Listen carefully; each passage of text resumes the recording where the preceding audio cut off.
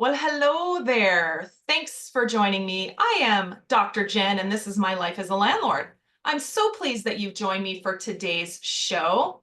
My guest today is not the average real estate investor. In fact, he's not an investor at all, but what he's doing is shaping the real estate business for investors like you and me.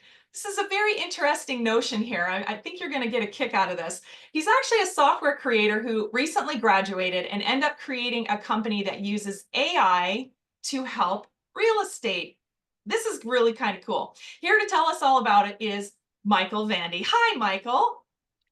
Hi, I'm happy to be here. Thanks for having me. Oh, I'm so excited to talk with you.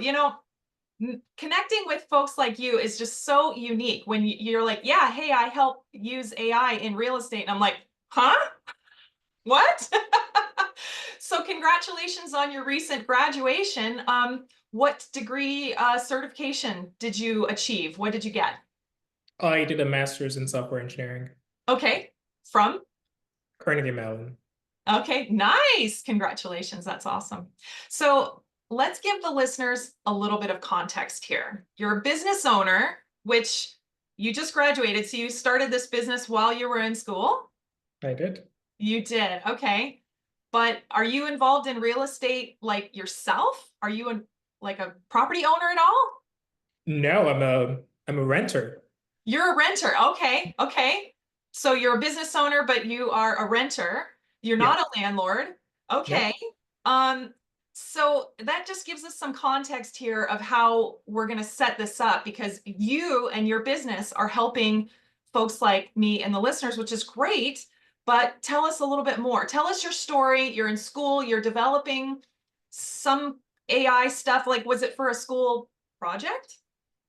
Unfortunately not. I happened to be not a great student in grad school. I consider myself a decent student in undergrad, but in Okay. grad school, I was just working on a bunch of different startup ideas that really hurt my grades. So most of my time in grad school was just building, you know, projects like building software, building different stuff like apps and stuff. I had always wanted to start a company. I didn't know where to start. So most of what I was doing was just trying a bunch of things and then seeing which one gains traction. And so on Christmas break 2022, ChatGPT had just come out like a month or 3 weeks before. So just playing around with it and seeing what I could do with it. And I started building a library to train AI models. And then it would mostly be for training AI models to respond to emails. And then that is what got a lot of traction. So posted it on the internet. A lot of people saw it. Elon Musk retweeted it. And then 10,000 people signed up for that app. And a lot of the people that signed up for it were real estate investors, property managers, some loan officers. And those people write a ton of emails. So we needed to customize the emails for them based on their processes that they have. So if someone submits a form on their website, we need to extract it, extract the email content from it, sync it with their CRM. Worked on that project while I was still in school. And then once I graduated, it had been clear enough that this is something that I want to do after graduating. So just worked on a company full time after graduating. Okay. So, but you were working on this and then you got a random email from probably what looks like a scam. If I got an email from a Swiss bank, I would be like, yeah, right. But you weren't like that. Tell us about that email. Yeah. So what happened was the initial 10,000 folks that signed up for it, one of them was the VP of accounts at a Swiss bank. So Okay. been using it a whole lot. And then when I looked at the usage logs, I think he had used it like maybe 500 times before even reaching out to me. So he was very familiar with the platform. And I saw the email, so I vet the email and I looked in our database logs and said, oh, this is an actual real user trying to reach out to me. And he was like, well, this could be really good to train an AI model for loan officers to help them close deals faster. I'm like, sure, I'm happy to do it. But then we had no enterprise engineering infrastructure. We were only two people, no sales, nothing at all. So we had to a couple of lawyers, like, how do we draft up an enterprise contract? Like, how do we price this? Like, how do we do enterprise sales? And then what do we do about security? So in 4 months, we had to figure all of that out and then close that contract. Yeah. Oh my goodness. So what actually does your software do? Yeah. So it has morphed in its current form. What we do is we help mortgage lenders, real estate lenders, so commercial real estate to mortgage to close loans faster. So imagine you're a real estate investor, Dr. Jen, and then you submit an application for a loan for a Hmm. multi-unit property that you want to invest in to a mortgage bank. You go on their website, fill out a form. Now that form gets in front of a loan officer who has to take a look at it. You submit a bunch of documents. Now they have to review all those documents and then make a decision on whether or not they want to move forward. So what we do is we extract all of the information that they need. So LTVs, everything about loan to cost ratio, and then whether or not you are credit worthy, and then present all of that information to a loan officer in a matter of seconds for them to make the final decision.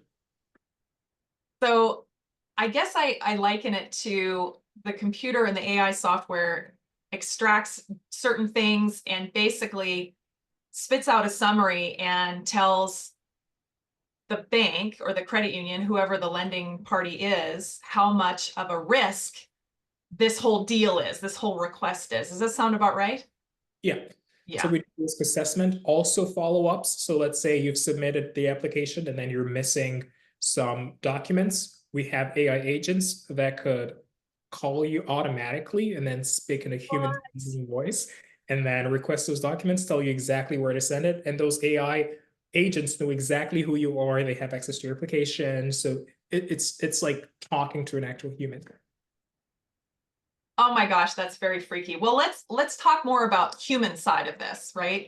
And then we can go back into more AI, but you know, especially in the last 5 years with COVID and all the different things that have happened, there seems to be a labor shortage just about everywhere. And I was shocked. You had told me about loan officer positions, and uh, please share with us what you've seen in your perspective about loan officers, the sheer volume.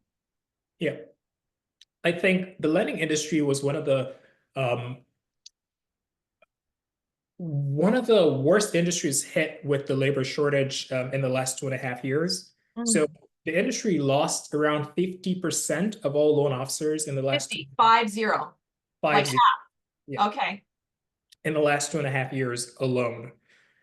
Rates were down. It's entirely commission based. So um, most of the banks had to let go of their loan officers. Some loan officers went to go find something else to do. And now we're at a point where rates are trending down, but they're going to stay up for longer. And then we're seeing some refinances coming up. So the volume is coming back, but the labor cannot meet the processing volume of all the applications that are coming in. So it was an interesting time for us to build an AI copilot that could complement what the human loan officers are doing. So previously, if you're a loan officer, you could only process 5 applications a month. Now you could process 10 times that volume with an AI assistant. So I think the labor shortage was one of the catalysts to making this technology as successful as it is today. Gotcha. Interesting. Really interesting. So, so the software helps speed up the loan process, the efficiency of it. Where do you see AI going next? Is it going to stop at loan approvals, you think? I think if we look at what AI does, and by AI, I'm meaning like large language models, it's Okay. the ability to consume a large corpus of text, synthesize it, and then spit out some similar text. So text could be replaced with, let's say, images or something else. So I think every role that does not have a physical human presence to it or a human in the loop to make it work. So think of scheduling appointments. Like there are some dentists that have people who are just there to schedule appointments. And those people are great at their jobs. But now we're having AI models that could do it at scale. So if there's no human in the loop that needs to happen with a particular role, I think most of those roles would get replaced by AI. Some roles that, let's say, as a real estate investor, you deal with construction people, you can't have AI do construction yet. Oh, no, you can't. Maybe we'll have robots in the future that do that. But I think any role that doesn't have some human in the loop element to it, and some of it would be software engineers. I think software engineering is one of the ones that would be the first in line to get replaced entirely by AI, at least like junior software engineers. Mm. And when we move on the real estate side, we're thinking about, well, what we're solving is for automated credit decisioning. So Mm. what we're doing for loans, for real estate loans, could be applied to personal loans, auto loans, small business loans, things like that. And I think that's where the technology is trending. It's a very exciting time. Yeah, well, I listen to a lot of folks who reflect on the past and how there has been technology innovation previous. So things like inventing the tractor was very disruptive to farmers and the laborers that the tractor replaced. And I think if you liken that and say, you know what, the loan officers that are going to get replaced, the junior software engineers you just mentioned that are going to get replaced, if we boil down AI to little blocks like the tractor, it's going to be a disruptive game changer.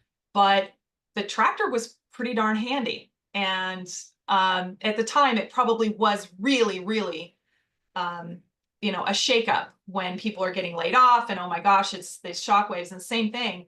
And leaping ahead, automated credit decisioning as a real estate investor, the speed of response for me when I want to make an offer or I want to make a decision on whether or not I'm going to make an offer or submit a letter of intent or whatever I'm going to do, it's that speed of decision of how quick can I find either a deal breaker, something that is going to say, you know what, I'm not touching that deal. That doesn't work for me. Or yes, I want to move forward and I need to get lending or I need to get insurance or some kind of something as quick as possible. Yeah. This speed of either, let's face it, either a loan approval or a denial. Either one actually helps me. But the faster you get to that decision, I think people will agree is we want to make sure, especially, I mean, we're hoping it's an approval. I'm hoping. Yeah. If it's a denial, give me the no as quick as possible, right? But let me spin this a little bit. Could AI help with tenant screening? Maybe? So there are a lot of things with property management, real estate that I think AI is poised to disrupt. One of them, of course, tenant screening. I'll talk about that in a little bit. Sure. How many times have you had to apply for permits? And then you have to apply to the city and then submit a bunch of documents. How many times have you had like tenants and then there's something in the unit and then you have to call like a repairman, have to do all those like scheduling. All of that could be entirely automated by AI. So request comes in by a tenant. AI has a decision tree that knows what needs to be done and then contacts the contractor that you have for that particular service, whether it's like HVAC or something else, Sure. schedules it, sends the message back to the tenant and says, hey, the heating person would be, coming in about a week or something like that. I'm having a little bit of a cold. That's okay. Take your time. Life So happens.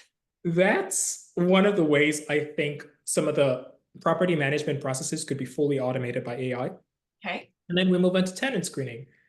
The same way you are being screened by a loan officer when you're applying for a loan, Mm-hmm. it's a similar way that you want to screen tenants when they, apply for a rental or something like that. And then you can have AI do all of that. And then you could imagine yourself as sort of like the orchestrator, just like orchestrating all these little AI agents. And now you have apps for them. Just think like 5 levels of abstraction more, where you just speak to the agent in like a natural language manner and say, schedule an appointment for this tenant. Just as how you would prompt an assistant today, that's the exact same way you would prompt an AI agent. And I think most of these automated workflows are moving now to agentic workflows. Gotcha. Wow. Well, you know what, Michael, it's so great talking with you because you have such a different perspective than the folks that I normally have on the show who are typically real estate investors who have a different business model or whatever. But you come out of left field as a savvy software business owner and a tenant. You're not a real estate investor, and but you support us in a very unique way. I really love the perspective. I think it's pretty incredible. If we jump ahead 5 years, where do you see AI and your software helping folks in real estate?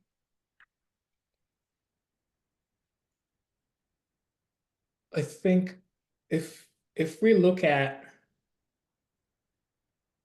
well, the economy as a whole, right, we'll start to see a lot of jobs being abstracted.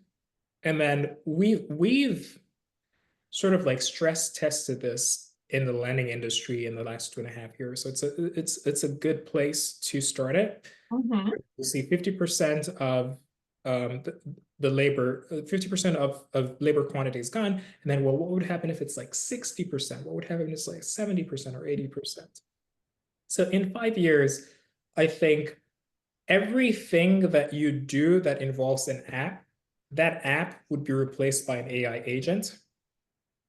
And we are already seeing the foundations of things like that being done. Companies like ChatGPT introduced their O1 model, which could reason across many different modalities. So you give it like a task and then it does reasoning. And then let's say you look at the trajectory of what are these big AI labs doing. So Anthropic, which is another big AI lab, it's like the second biggest AI lab, they're moving on things like computer use. So instead of models that could reason, they're building models that could take action on behalf of the user. So you can ask it to go on some website and then do this for me, like order a pizza, and then it will do it. So when we say, well, how do we adapt that to real estate? Well, I think in 5 years, all of what you do with, let's say, a property manager or human assistant, like your property manager would now be like an AI property manager. It wouldn't be like a human property manager. So most of those things would be replaced by AI. And I wonder like how that would affect, let's say, the general economy as a whole. Like, would we have to find like new roles to adapt those people to? That's Mhm. something that I am deeply worried about. Ooh, go further in there. What are you scared of? Does AI scare you at all? Go there. Yeah. And so in Silicon Valley, where I live at, there's like two groups of AI researchers. There's like the doomers, like, and the accelerationists. And I think there's like a middle ground. So the accelerationists are like, let's just do everything that we need to do to empower AI because it's like really early right now. And then there are some people who are like, well, we need to put some guardrails. And then there's a section of me. So California just had this recent bill that was supposed to add a bunch of guardrails to how you build AI models. For instance, adding watermarks, so you know, like if content is AI generated or not. I think regulations like that might be too early because the regulation cannot move as fast as the technology advances. Most of the references in that bill were things that AI could do 6 months ago. 6 months ahead, there would be new capabilities that would not be covered in the bill. So I think maybe some regulatory sandbox there would be good. But to your question about what are some of the things that worry me, I think early regulation worries me if the regulation cannot move as fast as the technology moves. And then A second thing that worries me is, well, I have never seen, I'm 24, so I don't have a lot of experience, but I have never seen a technology that moves as fast as AI moves. Like about 30% of all marketing content now is like AI generated.